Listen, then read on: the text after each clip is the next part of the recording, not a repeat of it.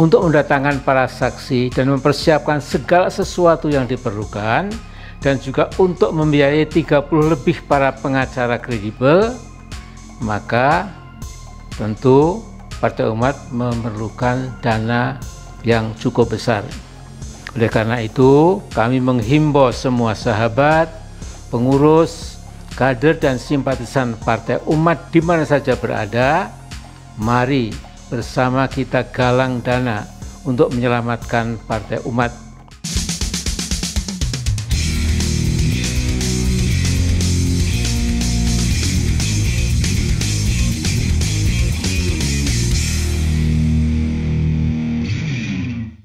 Pagi ini tiba-tiba lewat videonya Pak Amin Rais yang sedang meminta donasi ke banyak orang supaya Partai Umat, partai barunya Amin Rais, bisa lolos ke KPU.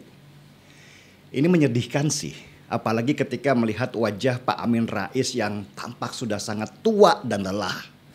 Saya coba googling, berapa sih umur beliau? Ternyata sudah 74 tahun. Saya dulu pernah kagum sama Amin Rais pada masa reformasi. Saya pernah menganggap Amin Rais adalah sosok pemberani karena berani vokal terhadap Soeharto, rezim Orde Baru yang terkenal kejam dan dingin terhadap orang yang melawan kekuasaannya. Belakangan saya baru tahu bahwa ternyata Amin Rais itu hanya menunggangi gerakan mahasiswa saja dan jago membranding dirinya sebagai lokomotif reformasi. Bahkan saya pernah ke toko buku Gramedia loh. Ada komiknya dia tentang lokomotif reformasi itu. Hebat memang cara dia memasarkan dirinya dengan menumpang momentum besar di Indonesia pada waktu itu. Gerakan lincah Amin Rais di parlemen juga yang berhasil mendudukan Gus Dur sebagai presiden pasca Soeharto lengser. Ada cerita lucu yang saya dapat, meski ini harus dikonfirmasi lagi ya, bahwa sebenarnya Amin Rais mencalonkan Gus Dur sebagai presiden karena dia mengira Gus Dur akan menolak karena usia. Amin Rais nggak suka Megawati jadi presiden karena dia tidak bisa mengontrolnya. Tapi ternyata Gus Dur mau jadi presiden. Padahal maksud Amin Rais, kalau Gus Dur menolak, maka Gus Dur akan meminta Amin Rais saja yang jadi presiden. Dan situasi ini digambarkan dalam guyonan almarhum Gus Dur yang selalu beliau ceritakan kemana-mana. Kalau Gus Dur jadi presiden itu hanya modal dengkul. Dengkulnya Amin Rais lagi. Amin Rais ini secara pendidikan akademis itu sebenarnya bukan kaleng-kaleng. Kalau saya googling lagi, beliau ini bergelar profesor doktor. Sesudah lulus dari UGM, Amin Rais pulang kembali ke Indonesia sesudah dapat gelar doktor di bidang politik dari Amerika. Dia pernah juga jadi pimpinan Muhammadiyah. Jadi seharusnya secara strategis dia punya segalanya untuk bisa jadi pimpinan tertinggi di negeri ini. Tapi dengan semua yang dia punya, ternyata jabatan presiden itu bukan takdirnya Amin Rais. Untuk bisa menuju ke sana, Amin Rais bahkan membuat partai baru pasca reformasi yang bernama Partai Amanat Nasional atau PAN. Tapi partai itu pun tidak berhasil menjadikan Amin Rais sebagai presiden. Sejak 2014, Amin Rais memposisikan dirinya sebagai sosok yang bertentangan dengan Jokowi.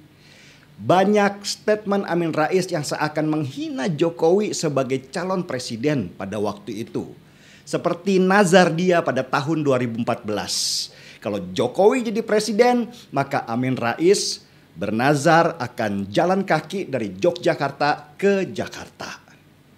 Jokowi pun jadi presiden dan Amin Rais terpaksa menelan ludahnya sendiri dan tidak melaksanakan nazarnya. Ketidaksukaan Amin Rais kepada Jokowi itu mungkin karena pandangannya yang meremehkan Jokowi yang dia anggap secara pendidikan akademis tidak tinggi. Apalagi kalau dibandingkan dengan dia yang bergelar profesor doktor. Pada tahun 2019, Amin Rais bikin heboh lagi dengan menganalogikan Pilpres 2019 ini sebagai perang Badar. Perang Badar adalah perang besar dalam Islam untuk melawan musuh-musuh besarnya. Istilah perang Badar ini sangat berbahaya sekali pada waktu Pilpres 2019. Karena itu seperti membelah negeri ini menjadi dua kubu agama, Islam dan non-Islam.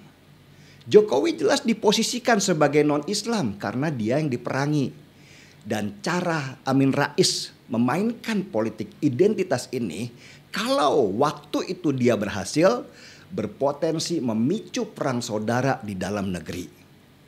Amin Rais bahkan gak malu-malu lagi pada waktu itu menyeret-nyeret nama Tuhan dalam Pilpres dengan mengatakan bahwa Tuhan malu tidak kabulkan doa ganti presiden jutaan umat.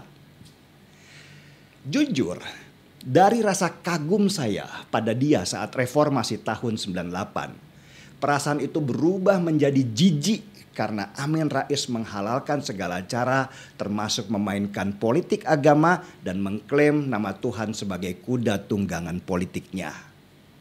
Sekarang saya kasihan lihat wajahnya ketika partai baru yang dia bangun, yaitu Partai Umat, ternyata tidak lolos di KPU.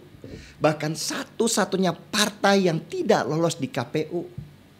Bukannya introspeksi khas Amin Rais, dia malah menyalahkan pemerintah dan menuding sana sini bahwa dia dizolimi.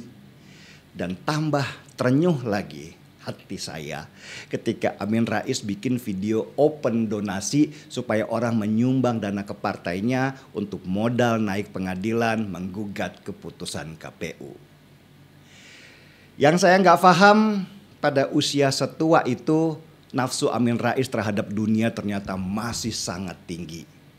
Dia dikuasai nafsunya untuk berkuasa sehingga tidak sadar bahwa sudah waktunya dia istirahat karena dunia politik ini sudah berubah dan sudah dikuasai oleh anak-anak muda. Amin Rais seperti tenggelam dalam nostalgia masa lalunya di saat dia dipuja dan dianggap sebagai pahlawan dalam melawan rezim meski itu hanya fake belaka. Saya nggak bisa ngomong apa-apa lagi melihat Amin Rais sekarang. Hanya bisa bilang, Pak Tua, sudahlah. Di luar banyak angin, masuklah ke rumah. Mungkin sudah waktunya Bapak duduk diam, menonton sambil ditemani secangkir kopi saja. Saya seruput dulu kopinya Pak Amin.